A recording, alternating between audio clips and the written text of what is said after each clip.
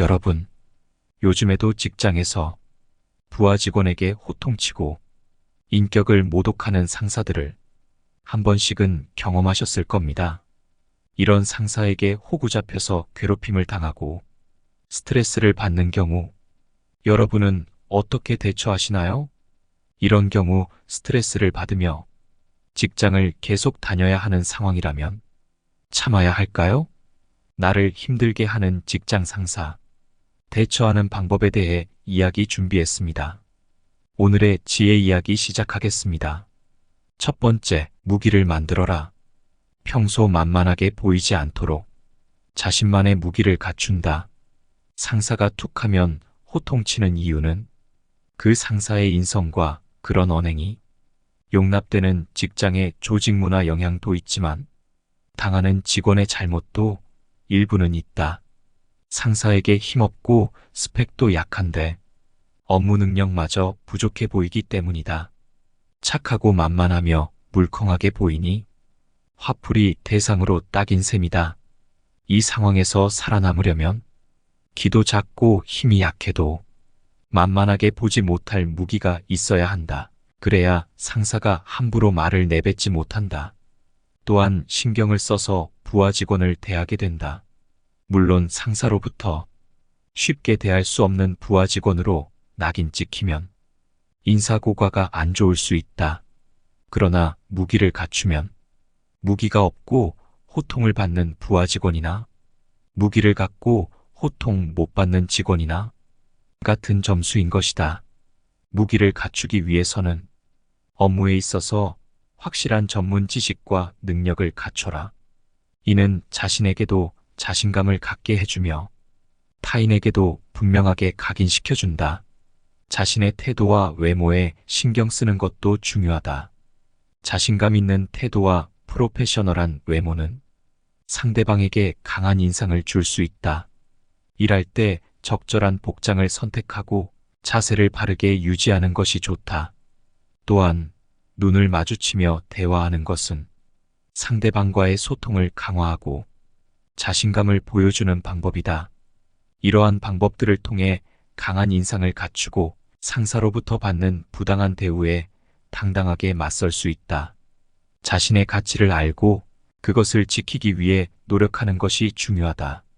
두 번째, 미리 대사를 기억하자. 아직 적응 못한 사회초년생의 경우 위에 팀장님이 화를 내면 대책 없이 당한다. 팀장님이 화를 내면 앞이 깜깜해지고 뇌가 정지되기 때문이다. 이런 일들을 계속 반복되지 않기 위해 다음에 이런 일이 있을 때를 대비해 어떤 말을 할지 미리 대사를 기억하는 게 좋다. 상황에 따라 어떤 대사가 나올지는 다르다.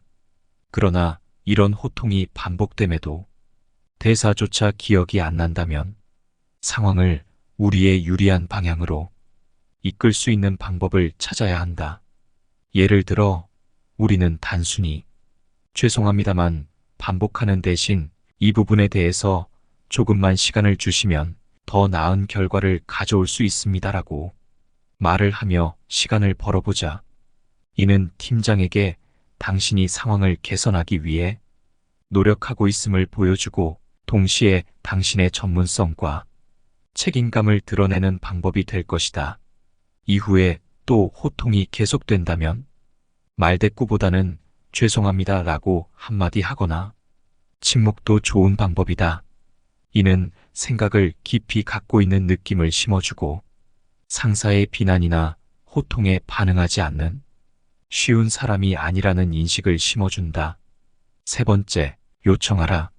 상사의 폭언이나 호통이 계속된다 생각되면 상사에게 직접 대면 상담 요청을 통해서 폭언과 호통을 그만해달라고 요청한다. 일적인 문제를 넘어서 인격적인 부분에 있어 적정선을 넘어가면 근로자는 정당한 권리를 주장해야 한다. 다만 요구를 할 때 몇 가지 주의할 사항은 감정을 최대한 배제하고 사실에 기반하여 문제를 제기해야 한다. 상사의 폭언이나 괴롭힘 사례를 구체적으로 지적하면서 이러한 행동이 업무 환경과 개인의 정서에 어떤 영향을 미치는지 설명하는 것이 중요하다. 예를 들어, 지난 회의에서의 발언은 저를 매우 불편하게 만들었습니다. 이러한 상황이 반복되면 업무에 집중하기 어렵습니다. 와 같은 방식으로 말하는 것이 좋다. 또한 해결책을 제안하는 것이 좋다. 상사와의 의사소통 방식에 대한 개선점을 제안하거나 특정 상황에서 어떻게 대처하길 바라는지 구체적으로 얘기할 수 있다. 위의 해결책을 위해서는 가능하면 증거를 준비하는 것이 좋다. 상사의 부적절한 언행이 담긴 이메일이나 메시지, 녹음 파일 등이 있으면 그 증거를 바탕으로 문제를 제기할 때 더 설득력이 있다. 마지막으로 혼자서 해결하기 어렵다면 회사 내부의 인사부서나 노동조합, 외부의 노동 관련 기관에 도움을 요청하는 것도 고려해 볼 수 있다. 때로는 전문가의 도움이 필요할 수 있으며 이러한 기관들은 직장 내 문제를 해결하는 데 큰 도움을 줄 수 있다. 단, 다른 직원들 모르게 하는 것이 좋다. 상사의 자존심이나 리더십에 상처가 될 수 있으며 순수한 의도임에도 동료들의 뒷담으로 이어질 수 있다.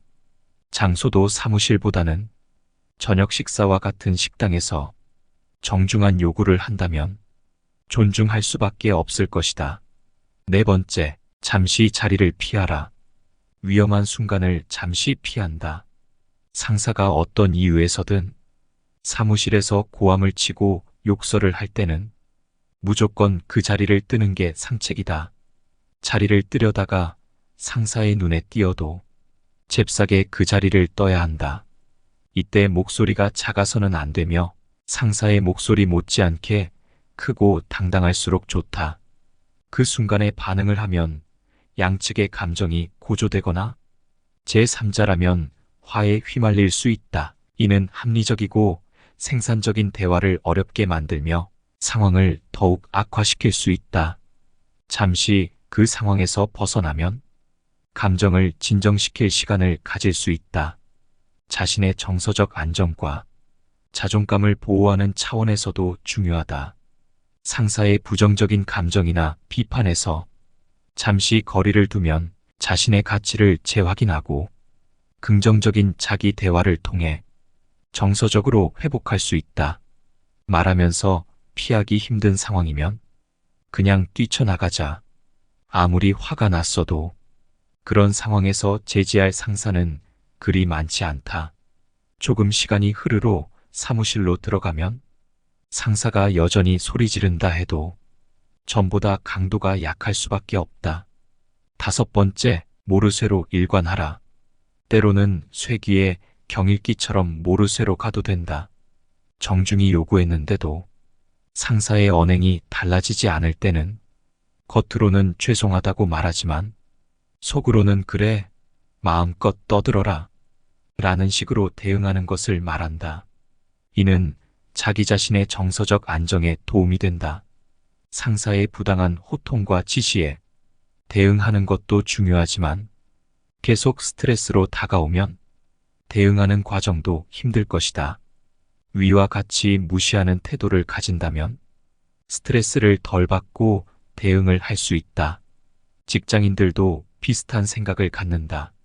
인사이동이라는 제도가 있어 퇴직하지 않아도 상처를 주는 상사와 결별하는 시간 또한 반드시 오게 마련이다. 그러니 그때까지는 상사의 지시를 말로는 알겠다고 하지만 적당히 무시하겠다는 것이다. 여섯 번째, 윗사람을 존중하라. 상사의 지시나 언행을 일단 존중한다. 이러한 접근법은 상사와의 관계에서 긍정적인 분위기를 조성하고 불필요한 갈등을 피할 수 있도록 돕는다. 상사가 내린 결정이나 지시를 즉각적으로 인정함으로써 당신은 상사의 권위를 존중하고 그들의 입장을 이해하려는 태도를 보여주게 된다. 이는 상사가 당신에게 개방적이고 수용적인 태도를 갖게 하며 상호 존중의 기반 위에서 더 건설적인 대화를 나눌 수 있는 기회를 마련한다. 하지만 중요한 것은 상사의 모든 결정이나 지시에 대해 무조건적으로 동의하는 것이 아니라 적절한 시기에 자신의 의견이나 제안을 전달하는 것이다. 이때 단순히 반대 의견을 표출하기보다는 상사가 공감할 수 있는 객관적이고 합리적인 근거를 바탕으로 의견을 제시하는 것이 중요하다. 예를 들어 상사가 제안한 방안이 팀의 목표 달성에 미치는 영향이나 결과 등을 근거로 들어 설명하는 것이 좋다. 또한 상사의 관점에서 생각하고 그들의 입장에서 문제를 바라보려는 노력이 필요하다. 이는 상사와의 의사소통에서 더욱 효과적인 방법을 찾는데 도움이 될 것이다. 당신이 상사의 입장을 이해하려고 노력한다는 것을 알게 되면 상사 역시 당신의 의견에 보다 귀 기울일 가능성이 높아진다. 한편 당신의 의견을 표출할 때는 자신의 감정이나 주관적인 느낌보다는 사실과 데이터에 기반하여 이야기하는 것이 중요하다. 이는 당신의 주장이 객관적이고 신뢰할 수 있음을 보여줄 뿐만 아니라 상사가 당신의 의견을 심각하게 고려하게 만들 수 있다. 어떤 유형의 상사와도 좋은 관계를 맺는 대처법은 단연 존중이다. 상사가 어떤 말이나 행동을 하더라도 일단 인정하는 것이다.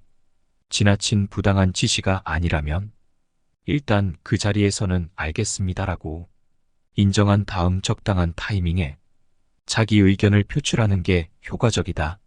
단, 변명이나 핑계란 인식을 갖게 해서는 안 되며 상사의 마음의 문이 열릴 수 있도록 공감을 이끌어내는 객관적이고 합리적인 근거를 제시해야 한다. 오늘의 지혜 이야기는 여기까지입니다. 상처 주는 상사에게 대처하는 것은 쉽지 않지만 자신의 권리를 알고 당당하게 대응한다면 환경을 개선할 수 있습니다. 기억하세요. 당신은 혼자가 아니며 불합리한 대우를 받아서는 안 됩니다. 상사와의 관계에서는 인내심이 필요합니다.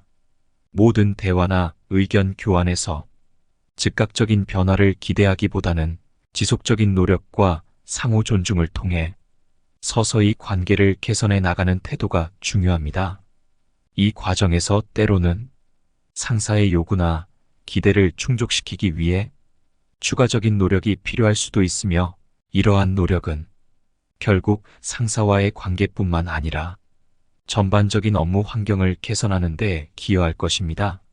무례한 상사의 대처 방법 6가지를 통해서 여러분에게 부당한 대우가 없고 항상 행복하셨으면 좋겠습니다. 끝까지 시청해 주셔서 감사합니다. 다음에도 좋은 지혜 이야기를 준비하겠습니다. 지혜가 솔솔 지혜 솔솔입니다.